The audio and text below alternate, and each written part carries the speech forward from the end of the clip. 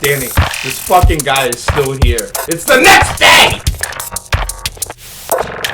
It's Pro Wrestling Summer. You already know what it is. Happy Sunday morning to all you wrestling fans. The 6 of them that listen to this fucking show. Knowledge is in the building. Knowledge, I told Danny to throw you out yesterday. You're still fucking here the next day. And you stayed just sitting in front of this microphone. It's really upsetting to me. I refused to get out of the seat. I was afraid you weren't going to let me back in. I had to be here. Well, the sand guy is coming. Well, you know. So you gotta be careful. He's putting sand down in the studio. Oh, well. We want to make a beach theme. Danny says he doesn't get out enough, so he wants to bring the beach indoors. I mean, look at the guy. He's pasty white. Yeah, he definitely does not get out enough. He's a wee bit white. A wee bit white. But that's all right. I like him just the same. Yeah, sure. The pastiness is just, it's scary. You need some, vitamin D. Yeah. Right. But not the vitamin D that you sickos are thinking of. No. The actual vitamin D. Danny is single, ladies, just to let you know. Sunny D, you know. Sunny days? Owen Hart tournament? Oh, we can talk about the Owen Hart tournament. It's AEW Sunday. Speaking of AEW, Bray Wyatt. No. Bro. I had to do it. You know, man, I appreciate you, and I think that you're a fucking upstanding individual, but if you keep bringing up Bray Wyatt around me and championships and like all this shit, I might fucking snap. I might just completely lose my mind. It's just so disappointing, which we can't say about AEW, because I actually haven't been disappointed in AEW for a little while. It's been pretty damn entertaining. Just the Elite and the Blackpool Combat Club alone is entertaining enough. Never mind the MJF and the Pillars and like they're hitting on all cylinders right now. Adam Cole's kind of we all talked about the Adam Cole issues last week, but you know. I mean, you know, Britt Baker was sporting a fucking lovely black and blue eye, though. Like, she caught an eye jammy really bad. Yeah. Don't say it. Don't. I already know what you're going to say. Don't say it. I was just going to say that Soraya clearly caught her with the okay. The kendo stick. Right. And, maybe Adam Cole did too, baby! Have you seen Adam Cole? I don't really think he has a kendo stick. I think he's more working with a. It probably looks like a piece, like one solitary piece of Big League Chew. It's not the it's not the size of the boat. It's the motion of the ocean, right, ladies? Right, ladies? Yeah. All right. Roger that. The silence is deafening. So yeah, man. I mean, a lot of positive things about AEW. A lot of positive things. I mean, I really fucking like the fact that the Blackpool Combat Club Elite thing is continuing. I'm not so interested in Jeff Jarrett beating the tag team champions on Wednesday night, or the tag team champion. Champion. Yeah, the one champion, solo tag team champion. Dax Harwood. I don't really, I don't know why they would do that, considering that they just won the tag team titles. Like, you want to get a little momentum on their belts, I would imagine. But I mean, good on Dax for doing the job for Old Man Jarrett. I mean, you know, it was probably one of his boyhood dreams to do a job for Jeff Jarrett. I mean, I get it. They want to build a story there. You can build a story without having them lose. I mean, we're talking regular heel shit. Have him beat Jarrett. Have Jarrett attack him after the match. You know, I mean, it's really not difficult. I don't know why AEW hates FTR so much, but at this point, it's complex. They should have put the titles on them when they had all the titles on them. But when they're also holding the ROH Tag Team Championships, too. Dude, think about the T-shirts that they could have had. Yeah. The merchandising alone is just pretty goddamn... Tag Team Domination. Yeah. Dude, that's all that you gotta do. Just put it on a fucking T-shirt. Put it on a T-shirt. Missed opportunity. And it's hard to go back into the past because we acknowledge that AEW has made mistakes in the past, but they've been doing a lot of good recently, so we're trying to be nice. Well, listen, man. I mean, you can definitely tell there has been a drastic shift in their product, though. It's not just it's not the wrestling. It's not just the wrestling. It's not that the wrestling is any better. I think that the finishes are better.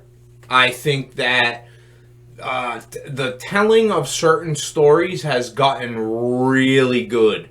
And because there's a lot of complexities, and if you're paying attention and you like the story, you are seeing some masterful shit being done. Even the Chris Jericho stuff with Adam Cole is masterful.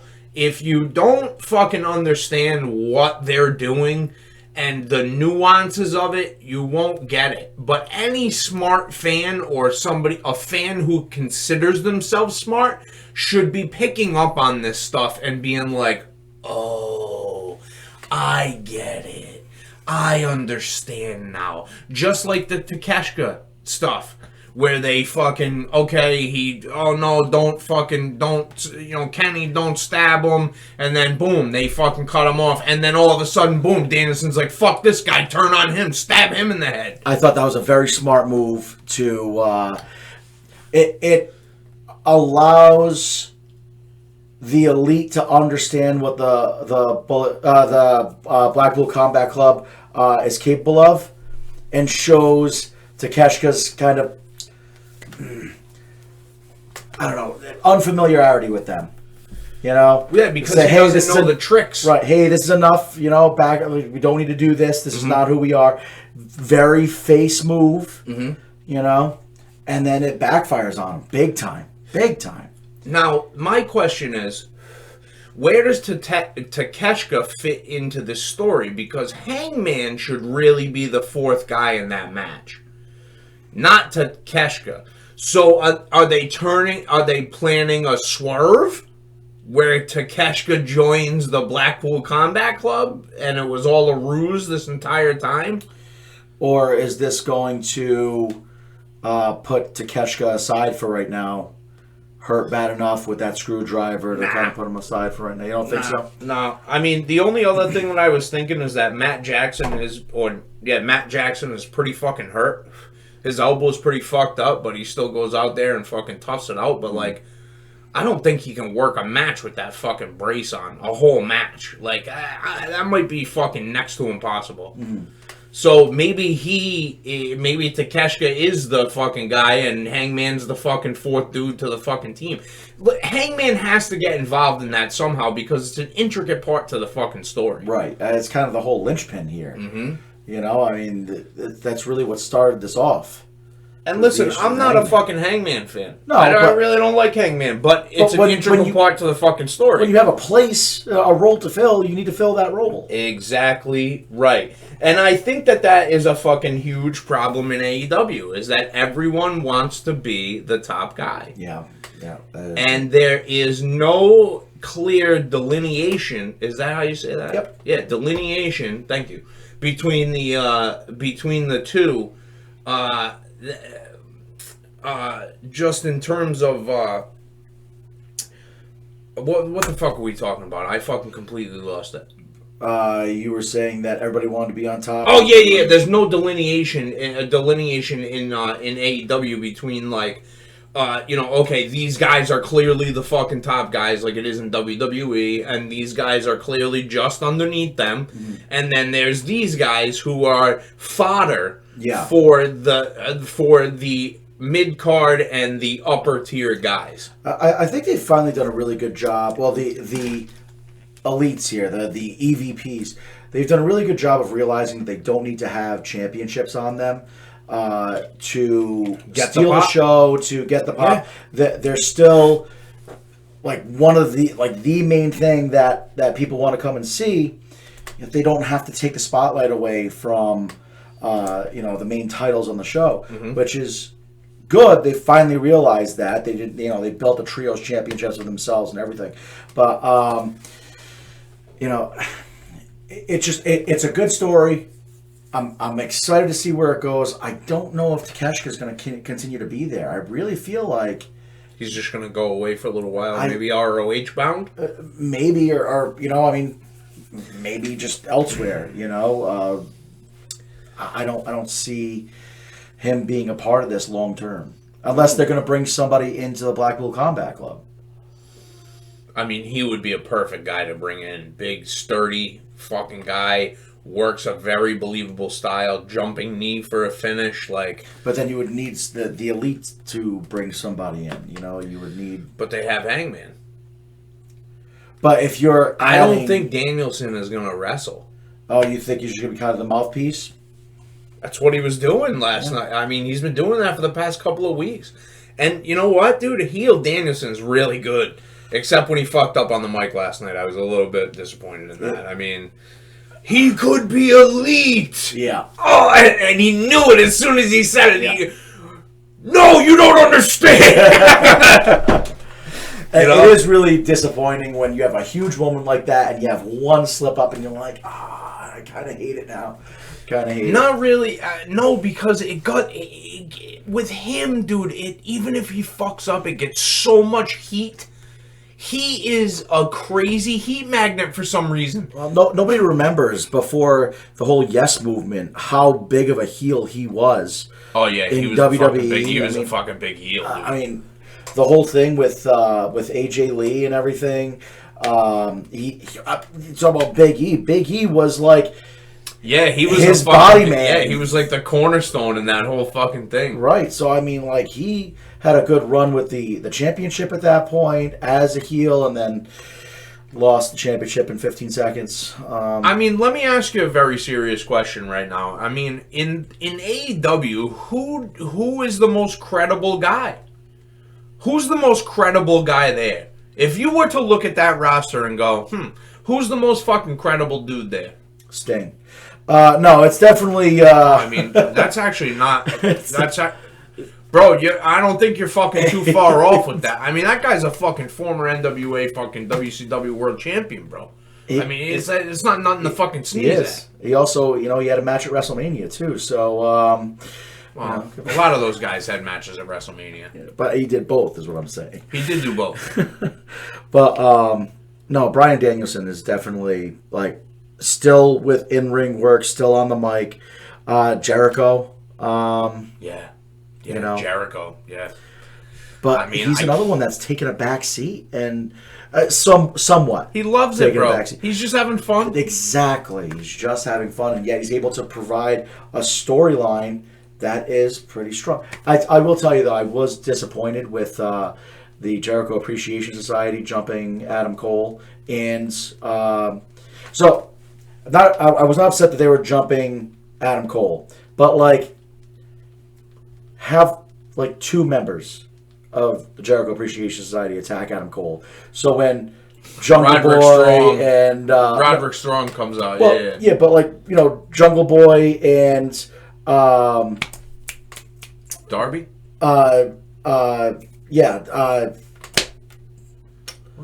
No. Not Jungle Boy. Darby. It wasn't just Roderick Strong. Who else was with Adam Cole? Who came out to save Adam Cole here? Why am I slipping here? I'm doing it. It's my AEW fuck ups all the time. Yeah, I don't know. Because it was Jericho Appreciation Society. Yeah, they were beating him up, and then somebody ran down. But the point is, the Jericho Appreciation Society still held off the people that came down for the save for Adam Cole. Yeah. And then Roderick Strong comes out and then, kicks the shit out of everybody. Right. So it doesn't make sense. You got to kind of have a back and forth there. I am not. Why can't I remember who was it that came out for Adam Cole? It wasn't Keith Lee and Dustin Rhodes, was it? No. Even though they were a part of that storyline last week. Yeah. Right. Well, Keith Lee was part of that storyline, but I think he was just kind of a placeholder. See, we were talking about good things AEW's doing, and then we bring up Keith Lee. Sorry. Not trying to bury anybody, Tony. But it's, I mean, listen, dude. The fact is that Danielson is the guy. He's going to continue to be the guy until he stops wrestling. Orange Cassidy and Bandito. Oh, there you go. Yes. Yeah, that was My dumb. God. I don't know how I slipped on that. Orange Cassidy and Bandito come down. They get the shit kicked out of them by the Jericho Appreciation Society. Yep. Because why wouldn't they? Right. Why would you run down there to get the shit kicked out of you? Right. You're already outgunned. Right. You run down there just to get the shit kicked out of you. And then Roderick Strong comes out. And, I mean, for lack of a better term, boy, did he look strong because 3 guys got the shit kicked out of them, and he's able to even the odds by himself, solo. Let me ask. Let me. You know what? I'm not even going to ask a question. I'm just going to fucking make a statement. I think that it is the dumbest fucking thing that they have entrance music during a run-in. Why are you waiting for entrance music to go help somebody? Listen, man, I've never wrestled a day in my life. I've never even touched a wrestling ring. Never even been close enough to one to touch one. But the fact of the matter is that if I was ever to make a run-in, I wouldn't be like, hit my music, pal. I gotta run down there to fucking make a save. Bro, what the fuck are you doing? Just fucking run to the ring. In order to do that, your music has to have the proper feeling to, like, amplify you running down there. Or it has to stop the action. It has to be so stopping that people are like, what the fuck? Not one time did the Jericho Appreciation Society stop doing what they were doing, nor did the lights go out. No. So we got to see them kicking the shit out of these guys, and they all watched Roddy run into the ring. And I'm going, somebody kick him in the fucking head like a fan. Why is somebody not kicking him right square in the skull as he's diving into the ring like a fucking fan? Because that's what you should do to somebody diving in the ring. You don't know who the fuck this guy is. Especially for Roderick Strong. I mean, you're not a huge name. Roderick Strong is not a huge name in the wrestling. He is not Hulk Hogan. Right. Your music was long, drawn out. Nobody knew what was going on. Your Titantron video has nothing on it until after it hits a certain point in your music. Yeah. So they're literally getting the shit kicked out of them. Everyone's standing around. Well, the fans are standing around going, what the fuck is going on? Who's coming out? Why is this playing? Never heard this before. And then they see him and they're like, oh, all right. Okay. Who's that guy? Right, oh, he has Strong. That's Roderick Strong. He has it written on his shirt. It's good. I know who he is. Shit. Yeah. I mean, listen, I like Roddy Strong. I mean, he's got the personality of a fucking wet towel, but I like Roddy Strong. He's an excellent in-ring worker, and the fact is that AEW is the right place for him because guys his size, he's going to be able to work his fucking style, that stiff chops and fucking backbreakers and fucking diving out of the ring. He's not going to have to tame it down because, let's face facts, WWE and NXT work a completely different style from AEW or independent wrestling or any of that. Japan, it's a completely separate fucking style. They work for TV. They don't work for fucking fans. They work for TV. Oh, this is going to be my hot take moment here. Roderick Strong just had his biggest moment in his AEW career. And I mean, for as long as he's there, that will be the biggest moment for him because he is not going to carry a solo title. He is going to live under Adam Cole's shadow, and that's going to be his legacy there. So, congratulations. You just had your big moment. And for the first part of it, no one really cared. Yeah, the crowd kind of went mild. Yeah. They didn't really go wild. They went more mild. You have to have a song that's going to fucking hit, and people are going to stop and look.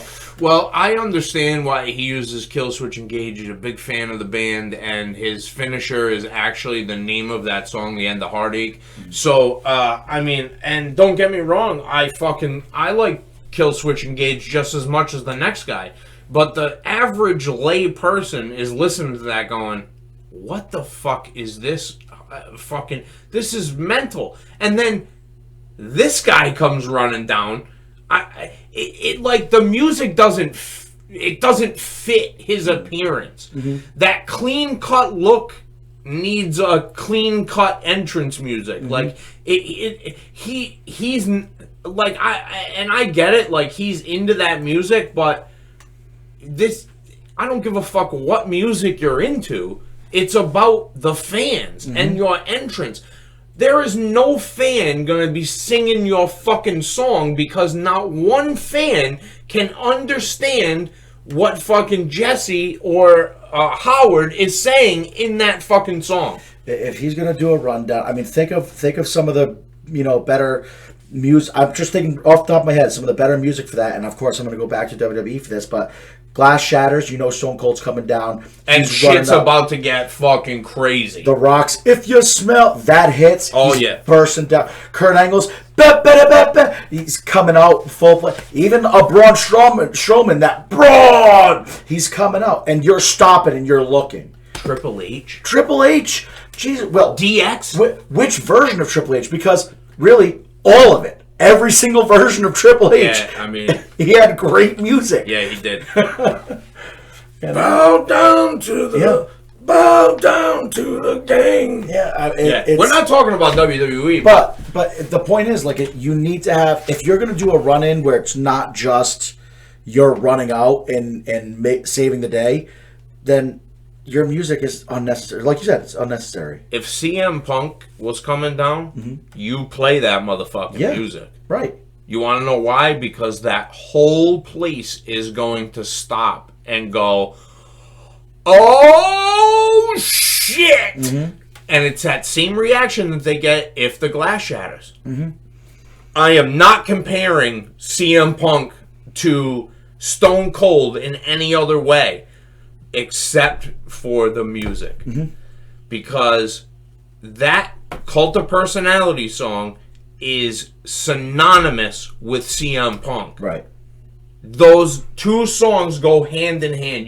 I can't listen to that song and not go, it's clobbering time! Yep. Like, you know what I mean? I just can't fucking do it. I don't even fucking like CM Punk. And that opening riff too, it catches you. Roderick Strong could have come through the crowd like a fan, and in a hooded sweatshirt, just jumped in the ring and started fucking people up. And then boom, take the sweatshirt off. It's him. Crowd still probably goes mild because he's not a big star. Right. He's never wrestled on their main roster. He's only wrestled in NXT. Yep. Like, think about that. There are a lot of fans who only watch the main shows. So, a lot of people, like, casual, like, Raw, SmackDown viewers are not fucking tuning into NXT. Right. They don't give a fuck about these guys. Right. They could care less. You want to know who's watching NXT? Smarks. Yep. Smarks. Like me and you. So we can complain about the fucking show. Right.